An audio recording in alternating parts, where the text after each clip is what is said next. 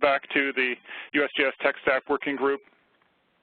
We meet I'm the new coordinator, taking over from Daniela Birch. Thank you to Daniela for taking us along for the last few years. And we are going to basically be meeting once a month on the third Thursday of the month at 2 p.m. I've moved it 1 hour later to avoid some other conflicts. Hopefully that works out for folks. I see a pretty good list today, so that's exciting.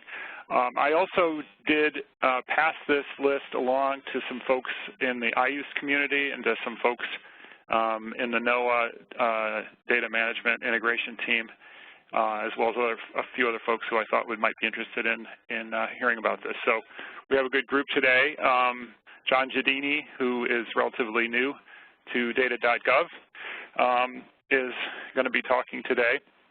And I just want to make sure that before I hand it over to John, that you can see, you folks know where to go if you want to see what's coming up with TechStack, which is on this TechStack working group page within myusgs.gov. This should be accessible to the outside, and it should be available through bit.ly TechStack working group meetings.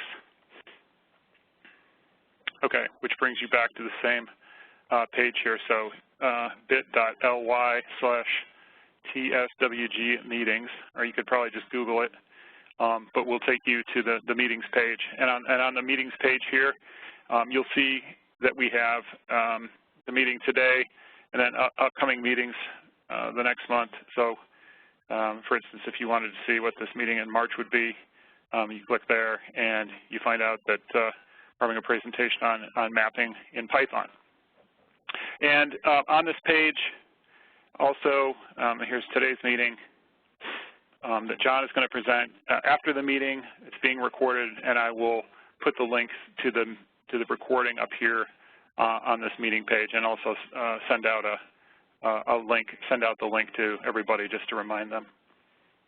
So I think without any more to do, I will we'll switch this over back to John, and he's going to talk about Geonode and related stuff. So okay, go ahead, John. All right. See my screen? Yes. Richard. Yes, sir. All right. Hi, everyone. So as Richard mentioned, I just joined GSA recently. So that's kind of thrown me off a little bit from what I was doing. Currently kind of focused on CKAN as part of this, which is used for catalog.data.gov to essentially catalog the federal government's data under the Office of the Project Open Data and an OMB directive, actually, that was initiated by the President on the first day of his presidency, signed the Openness and Transparency memo that after that basically required agencies to start essentially cataloging their offerings. And this is the first time that it was done at basically that interagency level, and a schema was established on how to make that metadata available. And it's not perfect, nothing is, but it did, provide for kind of what I think is in the future kind of a shared ecosystem of data, and that's really kind of what I wanted to talk to you about today. And the focus, before this coming over, I worked at the Department of Energy for 6 years, and before that did some details and whatnot in the environmental space. So I kind of taught myself technology over the years, and when I started the NEPAnode project, which is a Geonode-based project, actually working with NOAA at the time, and taking NOAA at the time and turning that into what became NEPAnode. That was about 2 years ago under the Federal Geographic Data Committee's GeoCloud project, and that effort was to basically incubate pilot projects, of which this was. And the pilot project was started really because at the time we were doing these massive reviews of documents, and we were pulling data from every which way. I don't know if anyone's been introduced to NEPA before, the National Environmental Policy Act, but the main problem that we're faced with is that we have all these projects that are supposed to be qualitatively and quantitatively reviewing impacts of proposed federal actions, and really reviewing those impacts against census data from every which year at the same time. So we were having, a major data quality issue, and so the project was pitched and ultimately funded, although at a pilot level, and we evaluated different offerings out there to kind of look at a central kind of spatial data infrastructure where we could host our vetted data or reviewed data that these various projects could then kind of pull from and reference, and so we would have a common centralized place to do so. And that project is still running today, although it's trying to find a new home with me gone, as I took over many of the responsibilities as kind of funding dried up for it, and we're trying to now kind of focus on turning it into a shared service and just drawing attention to Geonode in general. We use the community edition of Geonode, and the purpose of that being kind of a shared service that agencies should be considerate of as being a kind of free and open, entirely free and open source kind of stack of different geospatial libraries that I'll go into some more about to really provide kind of an interoperable system for hosting geospatial data. And so under that effort to provide a kind of more general shared service and to provide, we work with FGDC and some of the other projects working with Geonode, including the State Department. As I mentioned before, NOAA had their NOAA node, and there was a few others, international organizations using it. But we're focused on the federal government, U.S. federal government. And so we launched a project, or really more of an idea, we called the Distributed Open Unified Government Network. And that acronym stands for a fellow geospatial pioneer in Doug Niebert, who worked with the Federal Geographic Data Committee, and without him, I wouldn't have been able to be introduced to the GeoCloud platform, and probably wouldn't have not gotten that project off the ground. And so what this is basically a push to bring awareness to it, and also to longer-term work to actually get some shared service offerings that agencies can take advantage of if their need is met by the solution. And so the concept being is that all of us have different levels. We work at different levels of organizations, of the bureaucracy, and that could be a project, a program, a field office, an entire department, a bureau. In any which way you can kind of slice and dice it, we all sit at some spectrum of it. And that shouldn't be an issue, but it is. And especially with data cataloging kind of clearinghouses, it's usually been kind of a department level effort, and we really haven't given that level of kind of a system to a particular issue or program or project, as I mentioned. So the concept behind this is that this ultimate software offering could be deployed at any level within the government, and yet still be interoperable with any other level or any other deployment of itself, essentially. So trying to move away from a centralized structure or kind of patchwork, decentralized data repositories. And when we start getting into kind of complete interoperability between data catalogs or various data services, you start having to really conform to certain standards. And luckily, there's something called the Open Geospatial Consortium, and luckily open source projects tend to reuse open standards because no one likes reinventing standards. And so this particular stack calls out a few of those standards, notably one in the CSW, or the Web Catalog Service. Strangely enough, it's acronym the CSW, but maybe I'll let Richard at the end, or Richard, do you want to just chime in about kind of I'll let you handle giving pycsw its rightful due Okay. Okay, I'll plug to you in when I get to the further down in the presentation. But essentially what this does and what Geonode's interplay is, Geonode uses it as its metadata catalog out of the box. So, hey John, I just want to make sure, like, you're not like moving through certain slides or anything, are you? No, I'm not. And okay. I just checked myself here. Okay. And so let me move here. Let me go into presentation mode. Can you still see my screen in presentation mode? Yes. Okay. All right. So here. So this is one I want to talking about. I probably get a little ahead of myself. So there, as we know too, there's also other existing libraries. You know, ArcGIS is a very utilized service, and GeoPortal sometimes is utilized still, and things like GeoNetwork. There's many different solutions out there. And that's kind of where, you know, if you can think of Geonode sitting in that ecosystem as kind of an offering, it doesn't necessarily have to be the thing you use. You can use what you're using. And this is where kind of CKAN fits into this stack, is that CKAN is basically a harvester. It can harvest various metadata catalogs.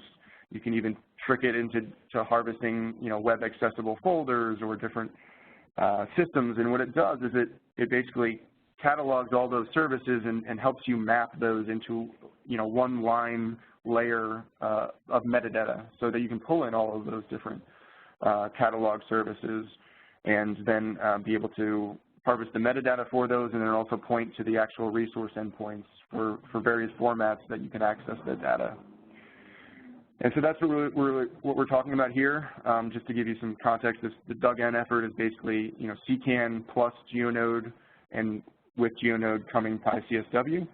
But generally, what we're just talking about, I think this presentation is just let's just talk about interoperability and focus on that.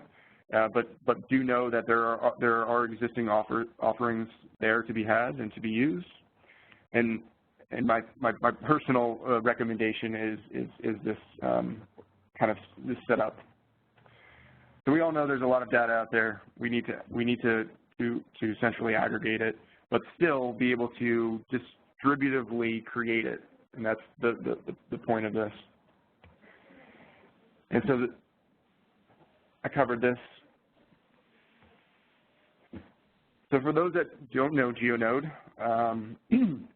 Geonode is basically a content management system for geospatial data. And with that, it uses pycsw as its metadata catalog service, and then that sits and interplays with the data itself on Geonode.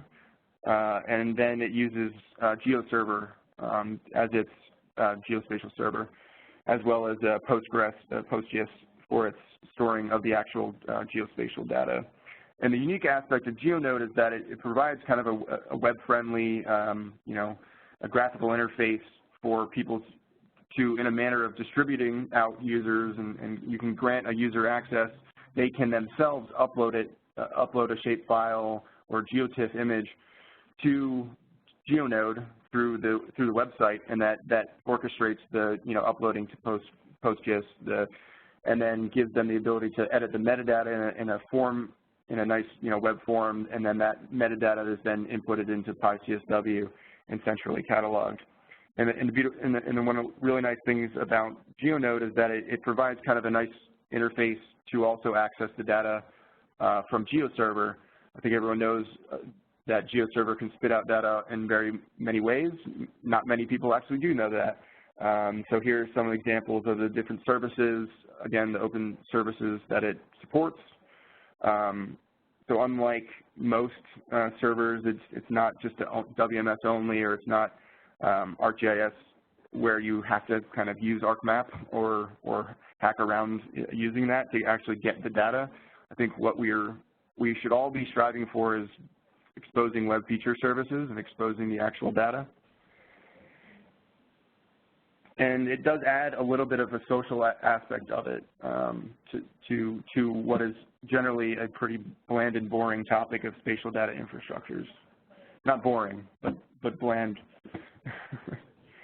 And this is what I've been getting more up to speed in. Before coming here, I had dabbled in CKAN, but now I'm trying to deploy CKAN, and it has a lot of benefits. It is widely adopted by many international and particularly government agencies that have really kind of took it part of the community that around open data in the international stage, and many even states, cities, municipalities, including international governments, are using CKAN as kind of their central data repository. And when I say central data repository, I really mean central metadata repository, because CKAN doesn't host any data, although you can host, CSV files and whatnot, but it's not really meant to do that. It's really meant to harvest and really help search and make discoverable the metadata and then the resource endpoints to accessing the data that metadata describes. What metadata model does it use? Or are you going to get to that later? So it itself uses pycsw, but it also uses Solar. So it uses pycsw mostly for geospatial aspects, but it also does use Solar as basically its kind of open string search. Okay. Is that the question you're asking? Yeah. Yeah. Well, I mean, I guess I was asking, does it use like an ISO metadata model internally, or has it got some other? So are we kind of translating between some, metadata schema that CKAN uses, or when we go from, say, CKAN to pycsw? No. So even when it uses pycsw, it's still registering. It's still harvesting sources from GDC and/or ISO. So any web catalog service that exposes ISO or FGDC metadata, even if it's a web accessible folder where you just upload all of your XML files and they conform to those ISO standards, then it can harvest those. But internally, its metadata model is something else, or what? Maybe I'm not so quite sure the question. I can maybe answer that in a follow-up. Okay. All right. So, well, I was basically storing in pycsw, which then, it stores in ISO and it's basically interoperable with many different schemas. pycsw, part of its, brilliance is that it can remap schemas to conform various schemas, right? All right. So this is the overall concept. As with a shared service that we can deploy, part of it is that if you deploy two instances, you want to be having discussions of, hey, well, it'd be really great. We should all join together and just have one site. That can be done. Or if you don't want to have infighting, if you want to have your own. So those discussions don't have to be dictated to by, hey, I still need to be able to access and share data, horizontally between ourselves. Whether we share a couple of different data sets or not, it shouldn't really matter, because the systems at the system level are interoperable themselves. So I can pull in data that you host and maintain, part of my catalog as a read-only, and still use that data within my environment. And so the biggest part of this push is that we have so much data out there. We put it on our shared drives. We put it on our FTP sites. We just need to be making it a little bit more accessible. And as part of our kind of day-to-day processing, we should be having systems that manage the data that we share. If you're in an office and you're sharing data with others, you should be there should at one point be a central authoritative source of that data. And one of the really good aspects of this is that, and what Geonode offers is that, the web feature service transactional, you can actually edit and update the data on your desktop or through the web map interface, and then CKAN harvesting that the metadata doesn't change, yet when they access the data itself, that data is maintained continually. The issue we're faced with today, when I talk about from data.gov's perspective, is that the metadata is not that, it's not pointing to, you know, it might be pointing to a landing page where you then have to figure out how to get access to the data, or it might point to a PDF that describes the data collection effort. It's not getting you to the most current data set. And what this system, this kind of architecture allows for is the updating and management of the data and the metadata. So let me just go.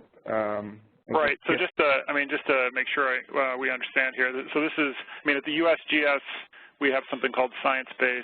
I don't know if you're familiar with that, but it's a similar kind of, it's a system where people can upload data of different types or enter metadata records which point to services that maybe come from different parts of the USGS, and then it can turn those files into services, and you can create, you know, metadata records, and our data sort of flows like through there. So the data and the metadata are available there and eventually flow up to data.gov. This is then, if we as an organization, we didn't have something like Sciencebase, we might be attracted to use something like Geonode to provide similar, or some similar, or at least some overlapping functionality. Is that correct? Yeah, and to do so for a particular project or a particular effort, you know, the issue is that if you need that particular service, you know, type of service for an effort, then you can essentially have that service and not have a huge overhead or huge investment to do so. Right. Okay. But because it adopts and out of the box uses these Open Geospatial Consortium standards and uses the metadata catalog, and I'll show you what available metadata services there are too. So the whole point of it is that you can still, you know, use that as a source to then harvest to those, you know, to Sciencebase or whatnot. It would probably make that easier, even if it was sitting under that kind of authoritative catalog. Okay. So one, if I'm going into a little bit more of the features, maybe I won't go so far into the features, but there's been a lot of work in Geonode community to enable basically a Git-like distributed version control system for geospatial data. Something I'm a bigger fan on than some people don't see the inherent interest in doing that, but when you have a lot of updates, or you have something like citizen science or crowdsourcing or field data collection, you want to be able to have a distributed version control system so that you can actually make concurrent updates to the data. And that is something that is kind of enabled now on the community edition. It has GeoGig, which basically sits in front of GeoServer and versions all of the transactions made on that. It also, out of the box, you know, there are some other web mapping frameworks that allow for the editing of the data directly on Geonode and GeoServer, and it basically just uses the same, you know, standard web feature service transactional service. Let me go into actually showing an example of what this looks like. So this is the actual harvesting of our site, and let me just show you what I mean. Harvesting is, this is the NEPAnode site, and anyone can go here. You can see someone just uploaded this, and I'll just go into this example. So you have the ability to download the layer itself. When you download the layer itself, you can do so as any of these formats. You can edit the SLD or the style for this here as well.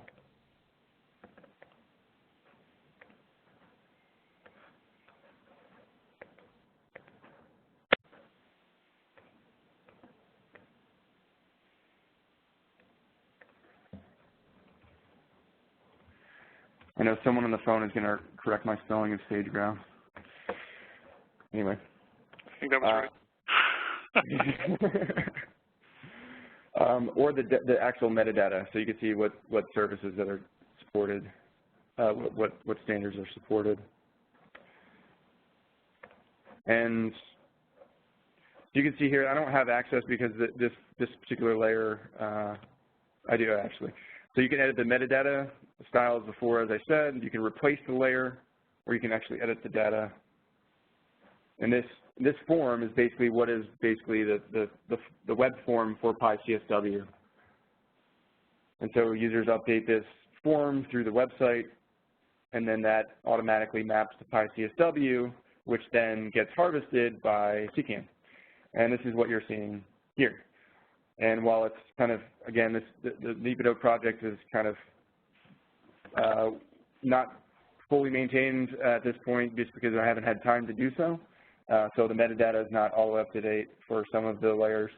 You'll have to forgive that. That's just a metadata problem, not a system problem. So this pulls in all of the resource endpoints that are exposed to GeoServer, as well as the metadata being pulled in. So this site itself is CKAN, the CKAN deployment.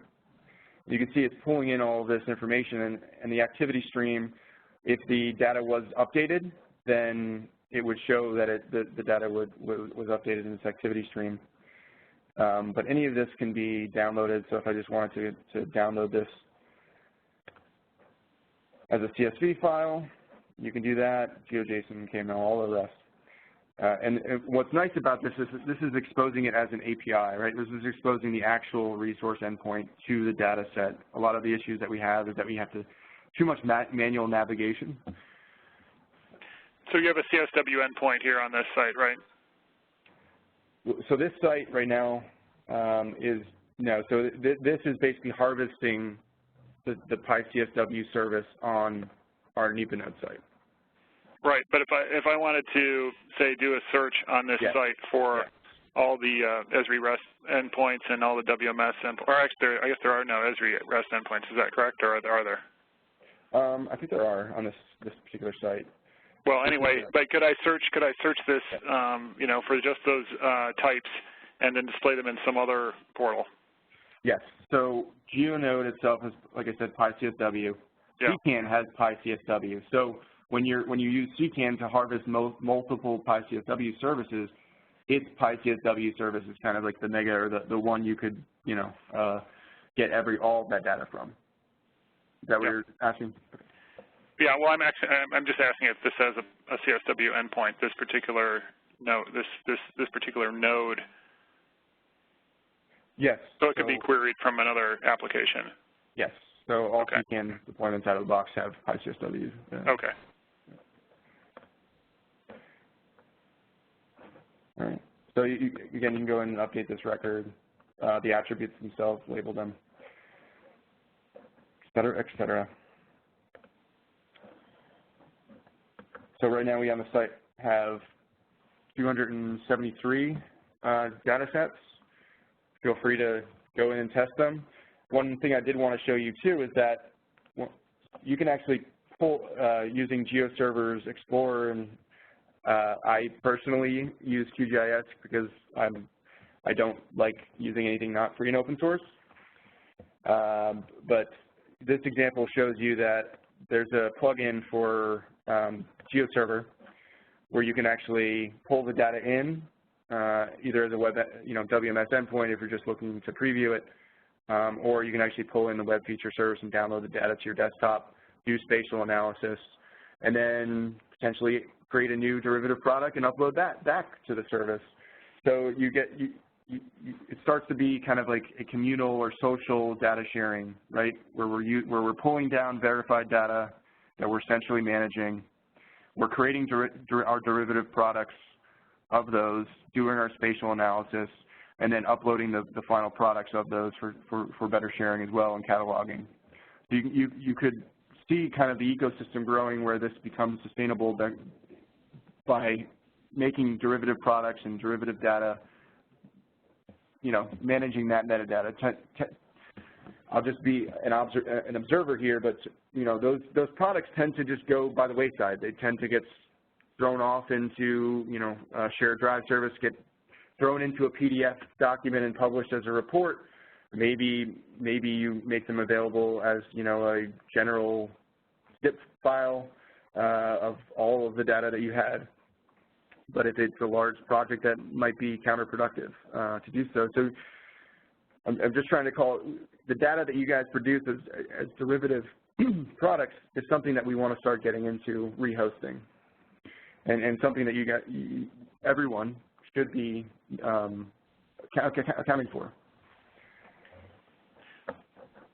So does this, maybe you'll get to this too, but does this Geonode community or NEPAnode community, are they is there an active community on, say, GitHub that's working on this, or is it sort of you mentioned before, it sort of hasn't been funded for a while? Is it sort of just, or is it language? That's NEPAnode. That's NEPAnode. Yeah. Okay. So Geonode is. Yeah. So Geonode has commercial support from Boundless, and they re-announced their continued support of Geonode. For a minute, they were more focused on OpenGeo Suite, but they've re-announced their support, and it's actually Geonode itself is under USGS incubation. So Geonode's not going away. Okay. So just to clarify again, then NEPAnode was an instance of Geonode. Exactly. Okay. Yeah, if you go to the sites gallery, if you go to geonode.org and you go to the sites gallery, you'll see the State Department's Geonode. There's an Ebola Geonode. There's NEPAnode. There's the World Food Program, okay. European Commission, and there's many other instances that are not here, but it is a very active community. Okay. So you will be not left lingering. Okay. Good stuff. So if I go back, yeah, this is just showing you, you know, the idea of having a version control, and I think it's the next step. Geospatial data is version control, and this is kind of advanced for, you know, it was a project funded originally by the Department of Defense and the Army Corps of Engineers and their kind of innovation lab and incubation lab under a project called, Geoshape. And you can learn more about that at geoshape.org. And that adds kind of additional functionality, and some of which you might be a little bit less, there is a lot of ongoing work to better integrate this into the community edition of Geonode. But if you're interested in some of those features, those are also open source solutions as well. And I will emphasize that everything I showed you today is free and open source software. There's no component of this that is proprietary. Okay. This is just a state showing, I co-presented to this a while back with Patrick DeFore, who's the State Department, who has since left the State Department and has moved on to the World Food Program to manage their Geonode instance, but he was before that managing the State Department's Geonode, where they actually got a lot of the embassies to start using that for basically situational awareness, and used a lot of the distributed version control system and concurrency to do kind of synchronization of data. So there are a lot of test cases for this. If your particular project or any project in the future has that aspect, I would implore you to first look at the available solutions. So I won't get into NEPAnode so much because I can't really talk about that, because I was the project manager again, and this is kind of legacy, but it's still up. But that project is kind of lingering, and we're trying to convert that more into a general service that anybody can use. But we're in process, so I can't really speak to that. But this was the concept behind it, is kind of pulling together all of the project data, having a layer for the public data repository, and then kind of outdated data that we've published in maps and forgot where we had. Another aspect, if anyone has a kind of crowdsourced georeferencing need, there is also something called Map Worker that we're trying to also get part of the shared service offering. So I will conclude there. Okay, actually, yeah, there's actually some, I know there's been some chat on, and also a raised hand. I'm not sure how we respond to that since I guess nobody can talk right now except for us. Okay, so people can use, *6 to get back in, I guess. So maybe if you have a question. I can go through some of these questions and see if I haven't answered them already. So out of the box, okay. Hi, this is Jonathan Blythe. I had a question, a raised hand.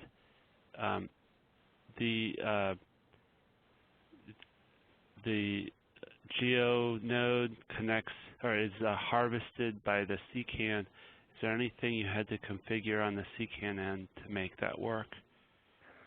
There was at one point some work. That work has since been pushed into the community edition of both. So moving forward, it is completely interoperable. Luckily, the creator of pycsw is also a contributor to Geonode project.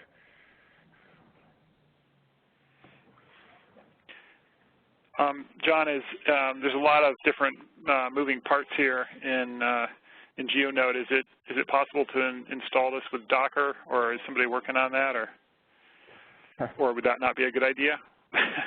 No, there's interest. I mean, right now, if you just wanted Geonode and there's a very easy way to do it, which is just getting an Ubuntu image and then just running. They do have a package version control, a package already available for Ubuntu-based 1404. So yeah. You could do it that way. I have personal interest in using Docker and creating a Docker file for Geonode. There's certainly precedent for all the services it uses. It uses kind of out-of-the-box Apache and Tomcat and other stuff. Actually, I'm looking at Docker Hub right now, and there's three different people with Geonode containers. So anyway, so yeah, did you see Ben's question here? That's a good one. How does the geospatial platform potentially fit into the workflow proposed for data.gov? Mm-hmm. What is the well, I think he means Geonode. Geonode. Or I'm not sure, but I think. Actually, Ben, maybe you can hit *6 and clarify. Can you hear me? Yeah. Yeah. Hey, this is Ben. Sorry, I'm one of the data.gov point of contact for USGS. So we also have the geospatial platform that the Doug actually worked on before untimely demise a few years ago. And that's at geoplatform.gov, and that's run by DOI, but it kind of has ambitions to be kind of a broader geospatial. It runs on AGOL, ArcGIS Online. It has kind of broader ambitions to be kind of a government-wide geospatial facility. So I don't know if that is still kind of in the works there for how that links to data.gov, or what your thoughts or that might be. Yeah. So I actually missed a call with FGDC and Jerry Johnson, who's managing the Geo platform recently. But yeah, I do know that the idea being that I can't speak to the ArcGIS Online implementation, but I do know that CKAN is still part of an integral part of geo.gov. So if nothing else, then ArcGIS Online and something like Geonode could be integrated, integrated into that overarching CKAN that will still be, Geo platform. I think when people say Geo platform, there's a lot bundled into that, similar to like the conversation of this whole presentation. I understand it. I probably missed a lot of context. It's hard to cover things and give that context at the same time. So I think generally moving forward, I think we're talking about a shared service ecosystem where these things can coexist, and then at some level we pull them to one aggregate. Right. So I mean, maybe I could just so GeoPlatform, Esri-based services, but like you said, sort of a similar kind of tool to be able to explore, to create services, and then so somebody could be using some group could be using Geonode, some group could be using GeoPlatform. Still, they're communicating the service content through the metadata, so that somebody who does a CSW query can discover and map those services into their own custom portal or whatever. But that's the overall vision, right? Yep, that's my message to everyone. Let's all coexist. Hey, Rich, sorry, this is Tim Kern. Just a comment on that. Gary Latsky from the GeoPlatform group, he's actually setting up an open GeoStack, which contains most of the components you presented here today, and it probably wouldn't be too much more to convince him to extend it to include Geonode. So stay tuned on that. If we can get that set up, then that provides basically, again, just another capability to, again, just using the GeoPlatform's technical infrastructure. That's a good point. And I will say that this has come up a lot too, is that Boundless has already pushed the same Geo server they use in OpenGeo Suite into Geonode. So moving forward, you will not get anything more out of out of OpenGeo Suite that you wouldn't get out of Geonode. There might be, when you get into the map client, maybe, but as far as the, really all we need is, GeoServer at the end of the day. So that's the same moving forward. So I would emphasize if it's a matter of providing a nicer front end to it, then Geonode is the same thing. If anything, it adds pycsw, which is not, I don't think, is part of the native OpenGeo Suite. I'll just this is Rich, and I'll just add one thing that actually when Jerry Johnson was presenting this at ESIP, I guess 2 weeks ago, the GeoPlatform, the question came up from me. What about all the terabytes, petabytes of model output out there that are being served through services that are sort of outside this kind of framework? And wouldn't it be kind of cool to be able to integrate that information, bring the sort of 4D or 5D model world that's now starting to produce services that can be consumed by the applications that are consuming all the services coming out of here, and put that together. And he liked that idea. Some other people like that idea at ESIP. So there might be a sort of ESIP sort of test bed trying to explore bringing, say, climate data through services and merging that with data coming from GeoPlatform or Geonode into some application like terriajs that I believe is what you're showing right now. Is that right? Yeah. So, and this is what I'm trying to, terriajs is very cool. Basically web map client using 3D render cesium.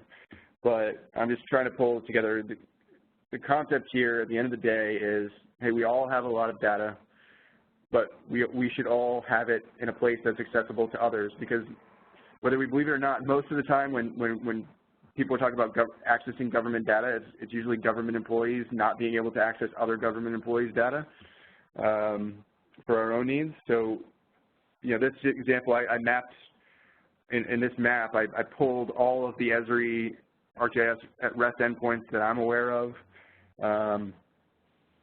into one spatial viewer, as well as the NEPAnode projects, trying to figure out if we can't just kind of hard code some of the services and whatnot that are currently out there. So pulling together GeoServer and ArcGIS server, as far as I know, it's the only map client that does that. Now you said hard code, but the terriajs actually is capable of doing sophisticated CSW queries where, like you said, so you could actually dynamically populate those catalogs on the left there, right? Is that what you're doing, or? No. So I literally mean with all of these services, I'm pointing at the Esri REST endpoint for the entire server. Okay, and you configure those with JSON or something somewhere? No, terriajs is just walking the JSON from there and and then populating a catalog. No, the only thing I've hard coded is that one endpoint. Okay. I could share this link if anyone's interested. Yeah. This is again. Actually, so this group does have, if any of you didn't see the terriajs presentation, we had a really nice presentation on terriajs from Kevin Ring earlier last year, and that, if you go to the Tech Stack Working Group site, you can watch that recording. And actually, it was through that presentation and talking to Kevin Ring that he said you should talk to John Jediny. That's actually how why John is on the call today. So, do you have more, John, or we're approaching 3 o'clock here? Nope. I would say the only, one other thing is that, some recent updates now supports about a gig vector file upload. So I was just showing, every proposed wind turbine in the United States. This was basically just uploaded through a shapefile directly through the site. So you get an idea that. Oh, I'm not sharing my screen, or am I? No, you are. I was just giving an example of, if someone had a question about, what the kind of size limit is for Geonode. Right. Okay. So when you actually just to make sure I understand, when you say you uploaded this shapefile and now you're looking at these wind turbine locations, that also becomes available, say, through a WFS then, right? Exactly. So, okay. Yeah, I mean, that's the premise here is that, I upload a shapefile, and that shapefile then gets exposed with its metadata and all the ways that you can access the data at the other side of that through GeoServer. Yeah. Okay. Hi, all right. Jonathan again. I have just one last question. The ArcGIS Open Data is a platform a lot like this, although it doesn't have nearly all the same capabilities. I don't know if you've seen that and have done a comparison of what that does versus this. But one of the major limitations I see in both of these is you've got to, correct me if I'm wrong, you've got to create the layers here in the platform. As opposed to what? Well, it's like you're sharing on the platform rather than, I don't know, having it being harvested from a server that you maintain. Nope. You can also pull in other services into Geonode too. I just pulled up. This won't let you edit the data, obviously, but it will pull in the WMS service into your Geonode instance. Okay. I just wanted to. I got the. I got the wrong contact information here. But this is going to be the next meeting on February 18th. We're going to hear about Birdhouse, which is a suite of tools to make OGC web processing services easier to use. That should be pretty cool. So I just think I want to. Are there any last burning questions? I guess we have, just a couple of minutes left here. Okay. Hearing none, then I'd just like to thank you, John.